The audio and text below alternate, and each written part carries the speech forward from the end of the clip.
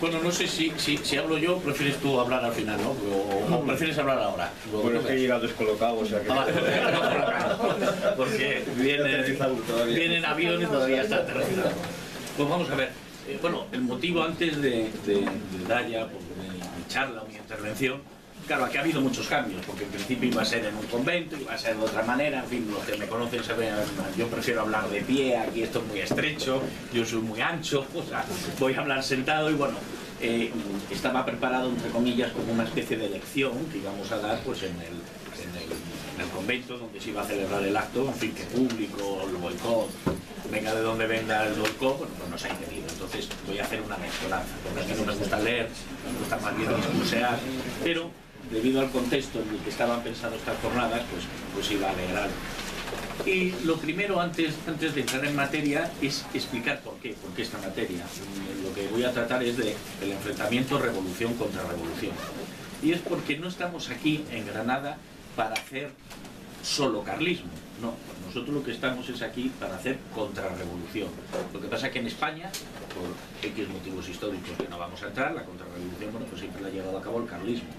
El deber de los que están aquí, lo que se pretende precisamente con este tipo de jornadas que queremos reproducir en varios sitios de España, pues es crear, vamos a decirlo así, pequeñas familias de almas, bien, que sean capaces, pues en cada ciudad, de formar un grupo que sea capaz de hacer cosas, de influir en la sociedad, en la política, de tener una actividad contrarrevolucionaria.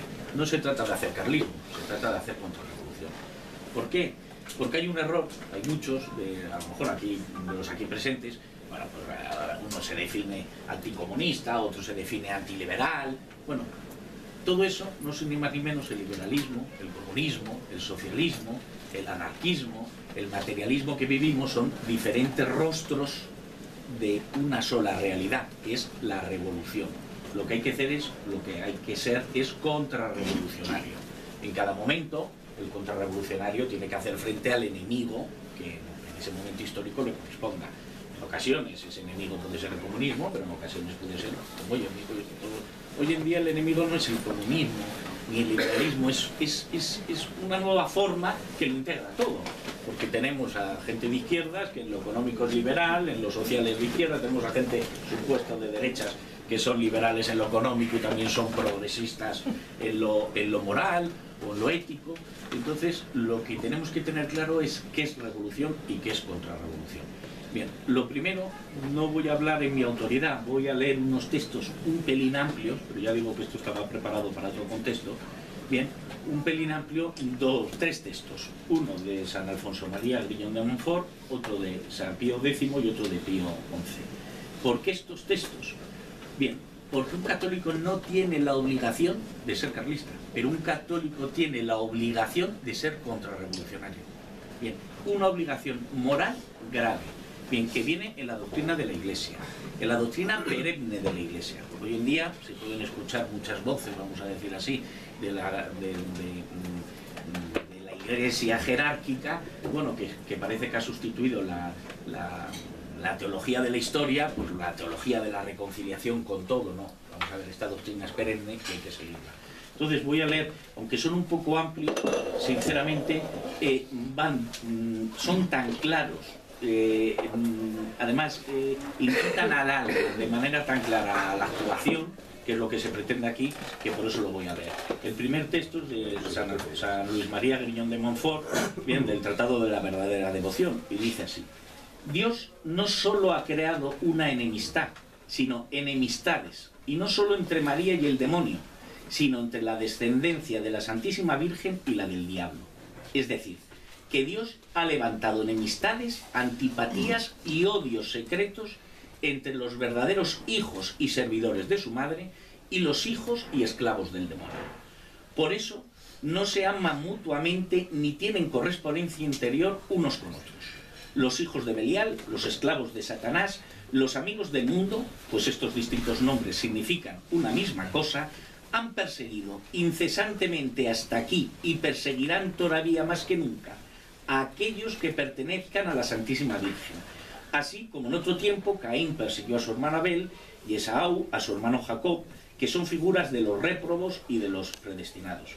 Pero la humildad de María triunfará siempre del orgulloso demonio, y la victoria será tan grande que llegará hasta aplastarle la cabeza, en donde reside su orgullo. Ella descubrirá siempre su malicia de serpiente, hará manifiestas sus tramas infernales, disparará sus consejos diabólicos y a sus fieles servidores los librará hasta el fin, a los fieles servidores de la Virgen, hasta el fin de los tiempos de sus crueles garras.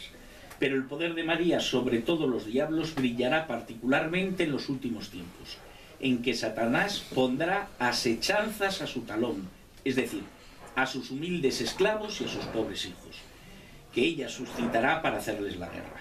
Serán pequeños y pobres, según el mundo, y rebajados ante los otros como el talón, hollados y oprimidos como el talón lo es respecto de los demás miembros del cuerpo.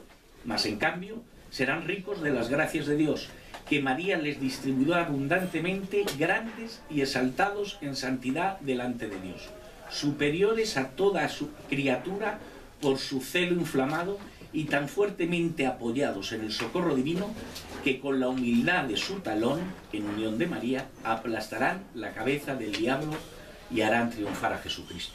Bien, esta definición de San Luis María Griñón de Montfort es la auténtica contrarrevolución.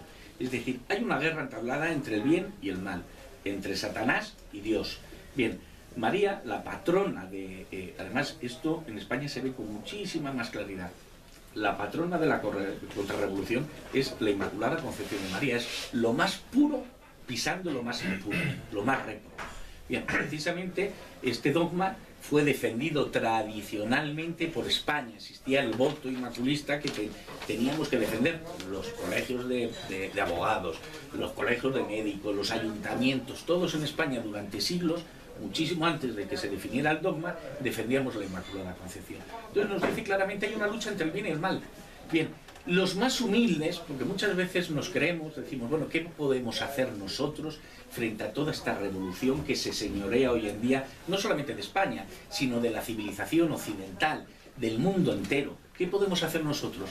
Pues seremos muy humildes, pero es que somos parte del talón de María.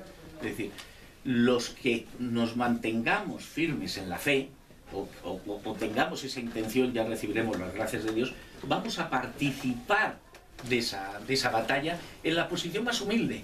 No hay que pensar, somos pocos. Vázquez de Mella, un gran diputado carlista, tradicionalista, bueno, luego se separó del carlismo durante un tiempo, en los últimos años de su vida, pero siempre decía, el carlismo no cuenta a las personas, las pesa. Es decir, aquí lo importante no es el número, bien, sino la calidad de las personas, la calidad de su convencimiento, y por qué luchan, y contra qué luchan, y qué defienden. Entonces, este texto es fundamental, es básico. De hecho, bueno, pues hay contrarrevolucionarios que se consagran precisamente a la Virgen por el sistema de San Luis María Griñón de Montfort. ¿Por qué? Porque es necesario, es necesario. Nosotros no luchamos por nosotros, luchamos como instrumentos de Dios, elegidos por Dios. ¿Para qué? Porque cuando nuestro Señor ha querido hacer milagros, obrar en el mundo, siempre se ha valido de instrumentos humanos. Cuando curaba al ciego podía haberlo curado simplemente con un chasquido de dedos, o decir, te curo, pero no siempre ha querido utilizar elementos materiales, pues utilizaba la arena o saliva, siempre ha utilizado instrumentos. Bien, hay otro texto que sí que también entiendo fundamental, por eso voy a leer, no voy a leer más que estos tres textos, bien, pero es de San Pío X. ¿Y por qué? Porque vincula la contrarrevolución con la tradición.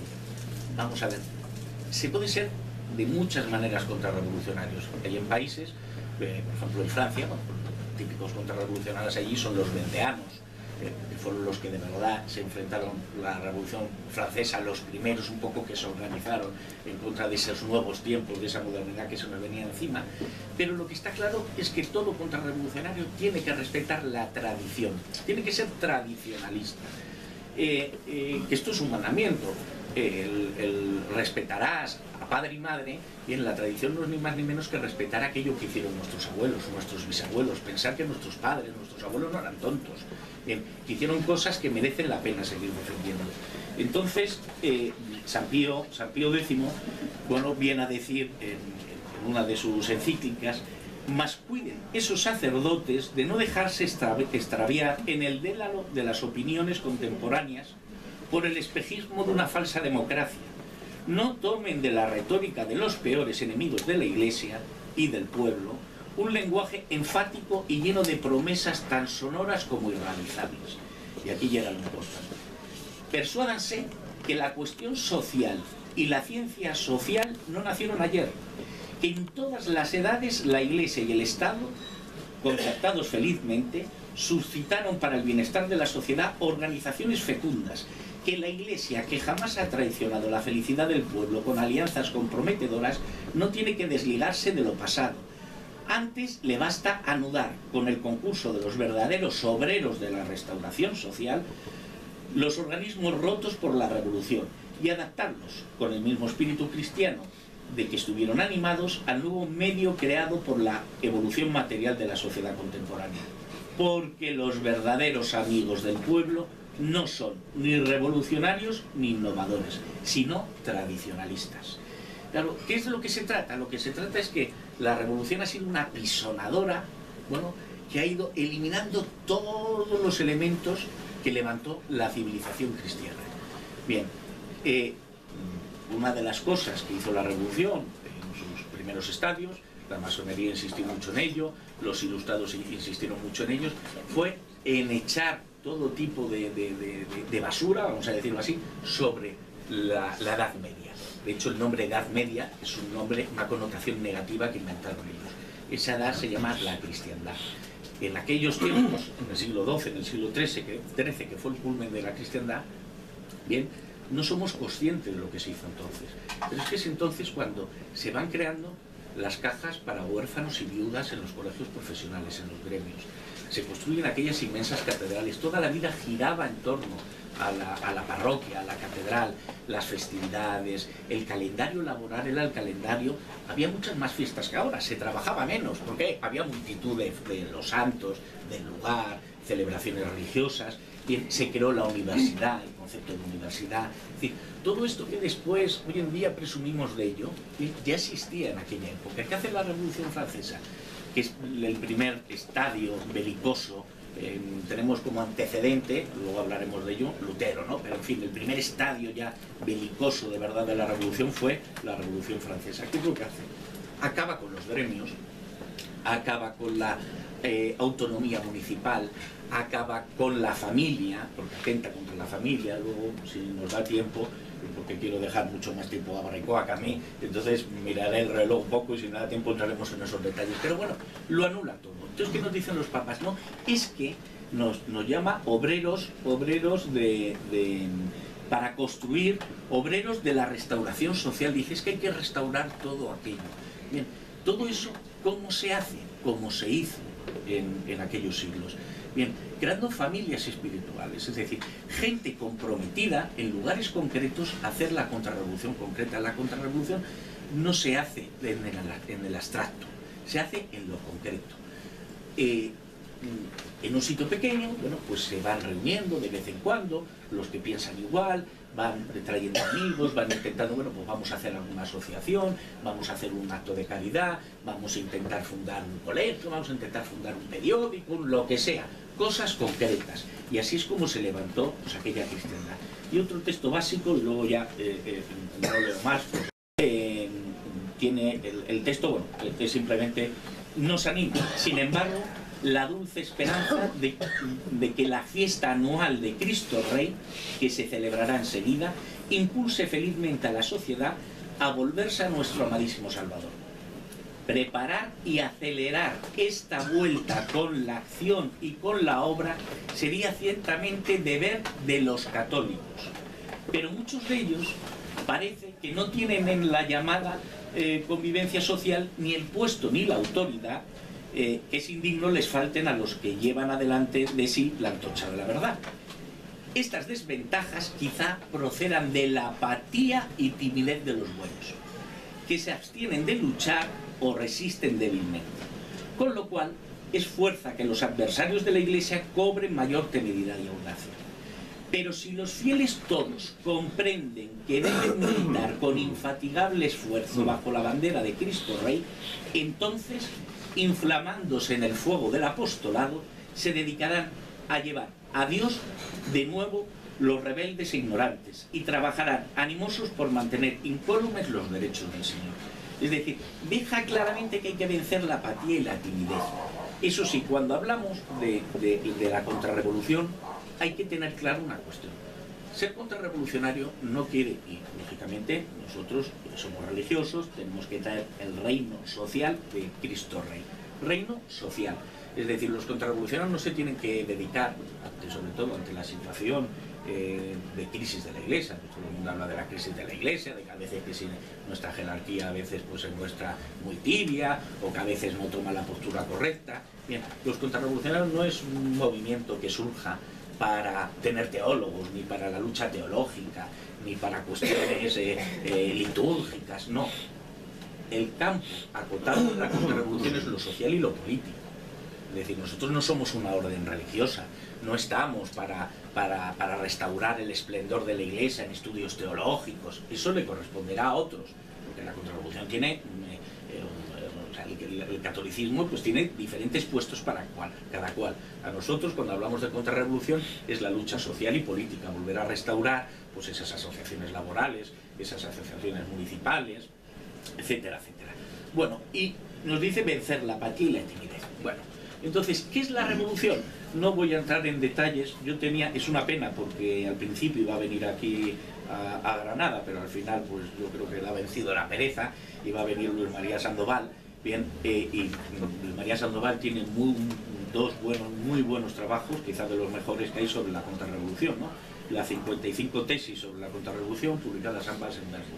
Esta de las 55 tesis en el 92, en una de las revistas de Verbo, y luego consideraciones sobre la contrarrevolución, que esa la publicó en Verbo en 1990. Yo considero que deben hacerse con ellas porque es muy clarificador. Bueno, tanto en estos dos textos como en el clásico de Uset, Para que él reine, o de Plinio Correa, Revolución y Contrarrevolución, ahí se explayan en qué es la revolución y qué es la contrarrevolución. Yo no me voy a explayar. Lo que sí que tenemos que tener claro es que la revolución lo que pretende es el enfrentarse, el cambiar el orden. Exactamente, Plinio Correa de Oliveira lo definía, dice, damos a este vocablo revolución el sentido de un movimiento que persigue destruir un poder o un orden legítimo e instaurar en su lugar un estado de cosas, y dice intencionalmente, no queremos decir orden de cosas, o un poder ilegítimo. Es decir, lo que quieren es el orden querido por Dios, lo quieren deformar, quieren lo contrario al orden querido por Dios. Eso es la esencia de la revolución. Muchas veces la gente nos explica, por ejemplo, y si lo vemos desde esta perspectiva se comprende muy bien. Por ejemplo, ahora está de moda el tema de los veganos, o el tema de prohibir la carne. Claro, uno piensa, mucha gente católica, de buenas intenciones, pues se hace vegano, deja de tomar carne, sin darse cuenta que esto es una idea, esto es algo que está difundiendo la revolución. ¿Por qué? Porque ellos quieren cambiar el orden querido por Dios. Dios, cuando crea a los animales, luego crea al hombre, y crea al hombre para dominar la naturaleza, para servirse de ella, para servirse de los animales. Les dice, ponles nombre. Bien, ¿qué pretende la revolución? Que nosotros seamos esclavos de la naturaleza. Y de ahí este ecologismo radical, donde es el hombre quien destruye la naturaleza y hay que proteger la naturaleza frente al hombre. Y el hombre de toda la creación es lo último.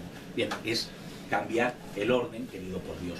Lo mismo pasa con el budismo. ¿Por qué en su día las izquierdas, los progresistas, al final del 19, principio del 20, todos aquellos movimientos nudistas? Porque cuando Adán y Eva cometen el pecado original, sienten vergüenza y Dios les manda cubrirse con ropas.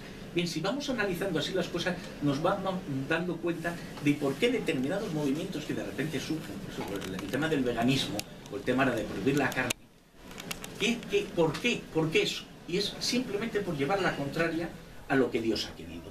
Entonces, ¿la contrarrevolución qué es? No voy a entrar en definiciones más técnicas y tal. La contrarrevolución es precisamente la lucha por volver a imponer el orden social y político querido por Dios. Bien, la revolución, para luchar con ella, bueno, pues hay que saber cómo actuar.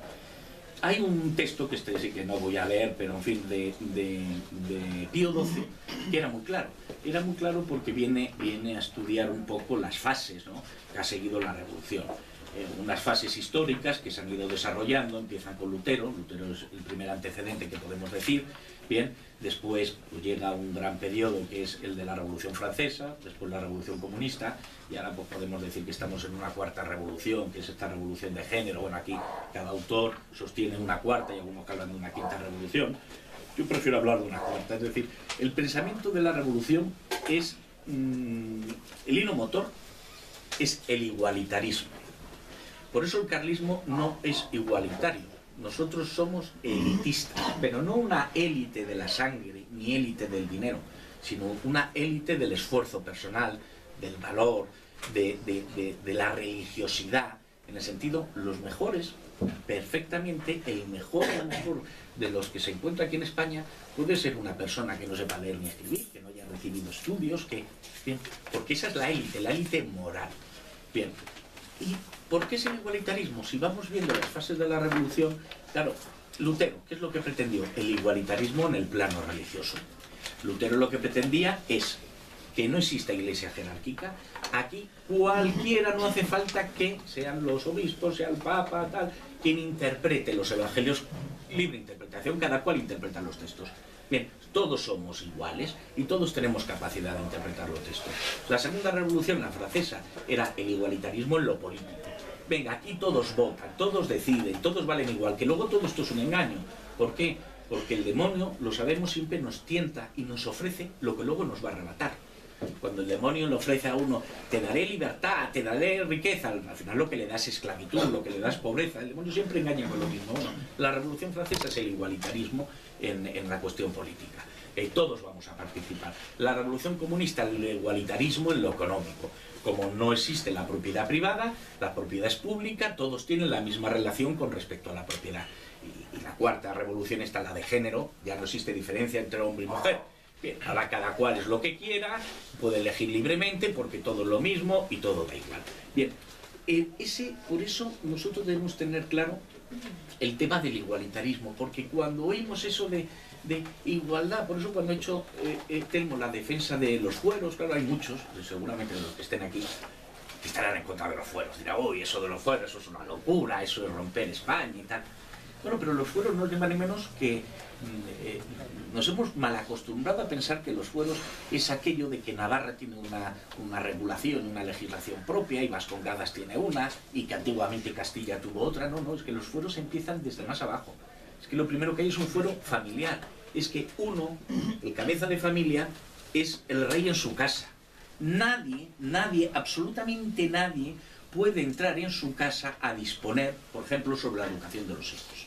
Bien, esto es algo que hemos olvidado. Vázquez de Mella hablaba de la distinción, que hoy en día se ha olvidado, entre soberanía social y soberanía política. Bien, la soberanía política correspondía a los políticos, y yo no sé hasta qué hora tengo, perdón que interrumpa, un cuarto de hora más o media hora más, porque Barricuelo tiene que hablar. Pues, claro, este concepto, pues iré rápido, vamos a ver. Este concepto es muy importante. La soberanía social es que los cuerpos sociales naturales, la familia, el municipio, el mundo laboral, bien, tienen unas competencias que nadie les puede arrebatar. Cuando pensamos en fuero, enseguida pensamos en Navarra, Vascongadas, Cataluña. No. Lo primero, la familia. El Estado no es quien para fijar los planes de estudio de los estudiantes. No es quien, es la familia en acuerdo con la Iglesia, que es la única que es madre y maestra. Es decir, no se puede enseñar nada inmoral. Bien, en estos temas hay que ser, nosotros llevamos a gala una cosa que hoy en día se utiliza como insulto, la intolerancia. Nosotros somos naturalmente intolerantes, santamente intolerantes. Aquí hay un libro, que les aconsejo, hago publicidad a la editorial, que compren La intolerancia doctrinal, del cardenal Pie. Es que la persona santa es intolerante. Quien sabe que está en la verdad, que nos enseña la Iglesia, no puede tolerar el mal.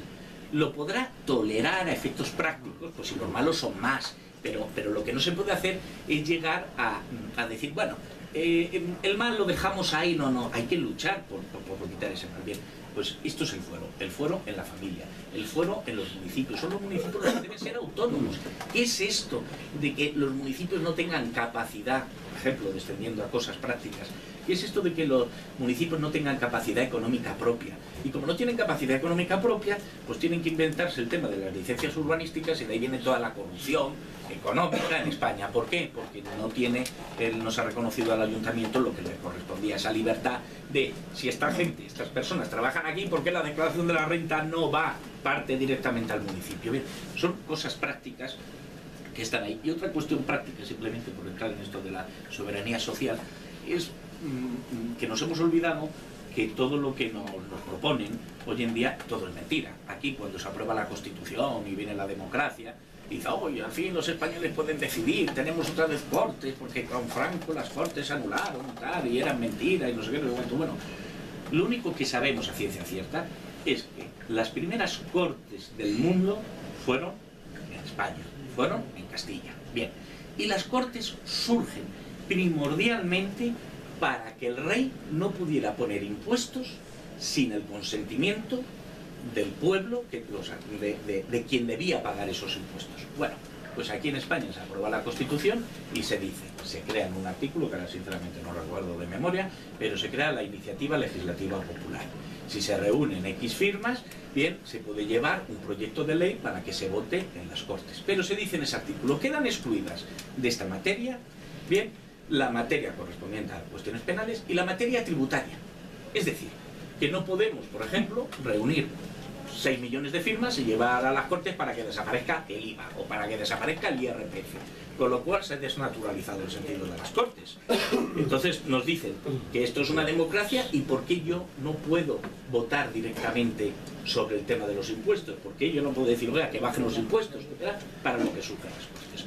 Entonces, tema de revolución y contrarrevolución. Y ya dedico el último cuarto de hora para acabar a la 1:15 a este tema. ¿Por qué estamos aquí reunidos? Vamos a ver, aquí lo que se pretende, o lo que queremos hacer con este tipo de jornadas, que bueno, agradecemos al Círculo General Calderón, pues precisamente la atención y en fin la invitación que nos han hecho. Nosotros lo que queremos es ir celebrando en diferentes ciudades españolas este tipo de acto. ¿Para qué? Pues para que la gente que viva en una misma localidad se conozca. Y se conozca por una cuestión, porque tenemos la obligación moral, ya lo hemos leído de los papas, de luchar contra todo esto. Es decir, el aborto, la eutanasia, la ideología de género, el que un niño pueda ser niña, según nos dicen, toda esta basura que nos quieren echar encima. Bien, y la contrarrevolución tiene una regla básica, que es que cada cual, la contrarrevolución la debe hacer cada cual en su medio natural, en su medio cercano. Bien, no debemos hacer la contrarrevolución de altos vuelos, no, se hace desde abajo. Y cada uno tiene un puesto, de tal manera que nadie, es verdad, es indispensable, pero la contrarrevolución que no haga cada uno de ustedes no la va a hacer nadie, va a quedar sin hacer.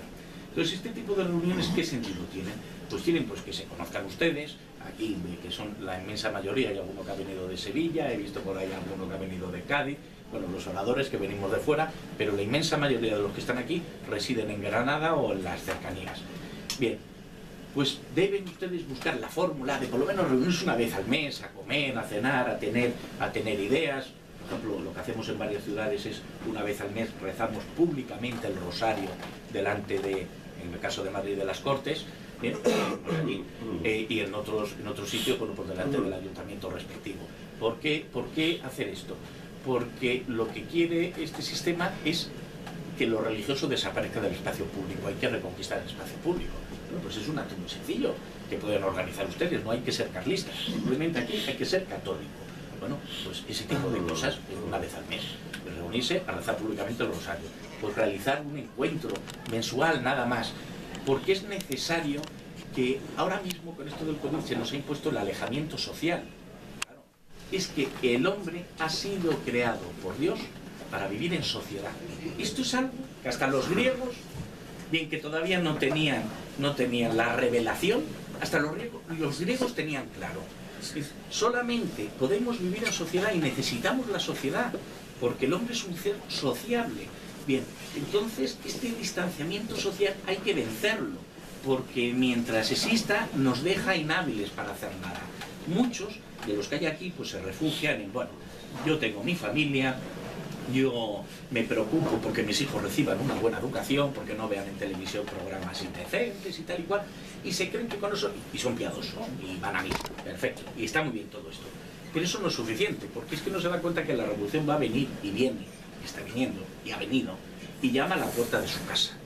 Bien, claro, sus hijos, él mismo en el trabajo, se va a relacionar con ambientes nocivos, se va a relacionar con ideas incorrectas, con errores.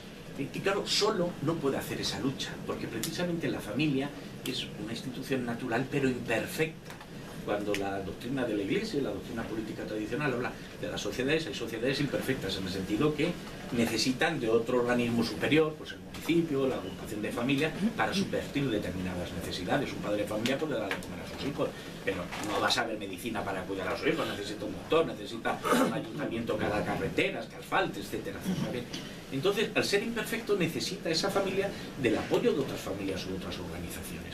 Entonces, en este tipo de actos lo que se pretende, ya digo, no es hacer carlismo, es que pueda surgir de aquí una iniciativa perdurable, porque si consiguiéramos en cada provincia, en cada capital de provincia de España, se consiguiera un grupo que hiciera algo, la vocación que tiene de llamada, el poder atractivo que tiene, una llama que luce en la oscuridad, se ve, vamos, a kilómetros. Faltan esas llamas. Y entonces nosotros aquí, los oradores, no venimos a soltar un rollo, lo que venimos es a pedirles que ustedes ardan. Bien, ¿por qué?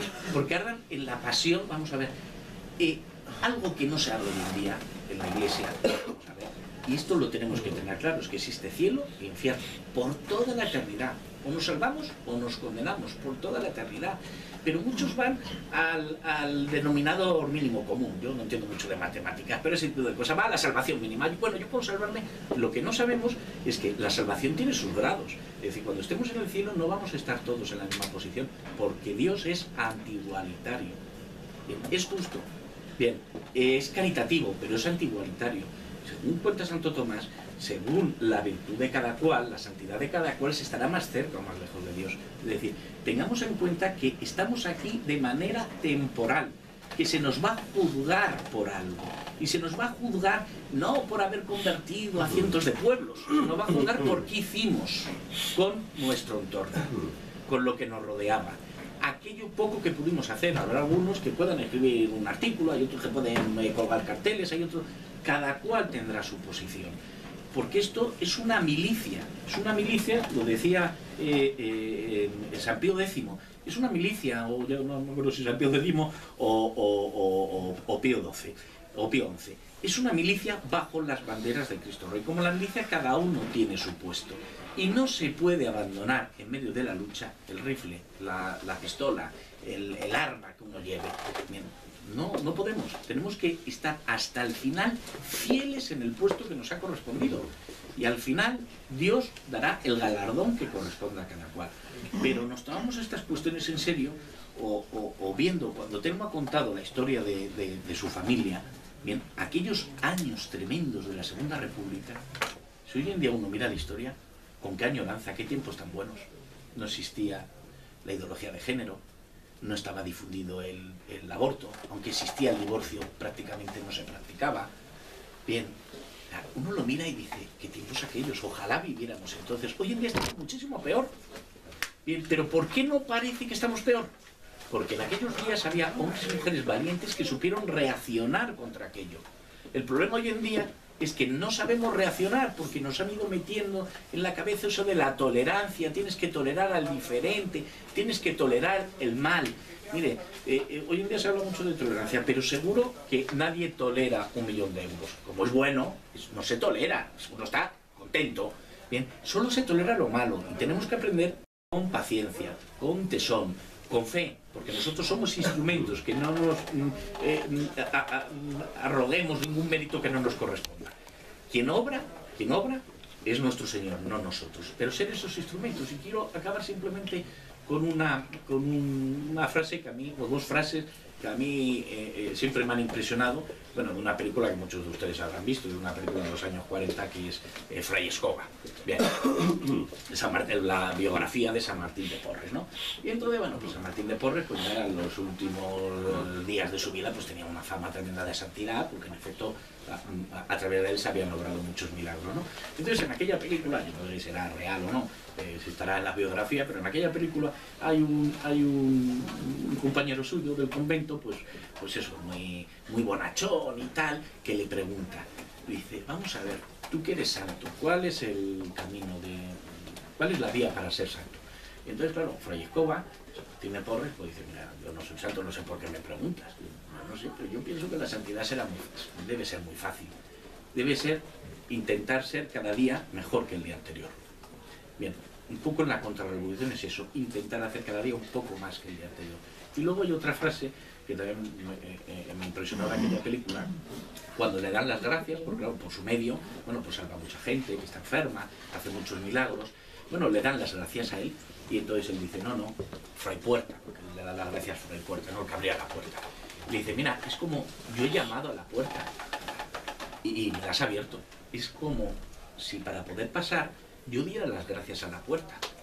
No te doy las gracias a ti, que eres el que ha abierto la puerta. Bien, ¿con eso qué quiere decir? Nosotros somos instrumentos, es decir, yo no obro milagros, los obra el Señor, utilizándome a mí de instrumento. Bien, pues nosotros debemos ser eso, instrumentos de esa tradición, instrumentos de esa contrarrevolución, ser capaces de hacer algo y tener algo bueno que donar a nuestros hijos. Por tanto, simplemente apelo a ustedes, a su conciencia y a su catolicidad de bien, de entender que cada uno tiene un puesto y tendrán que ponerse en contacto con los organizadores de aquí del acto, con Rodrigo o con Bolívar, que vendrá luego por la tarde a la comida, bueno, y ofrecerse y ver qué es lo que pueden hacer en común. Pues nada más. Muchas gracias.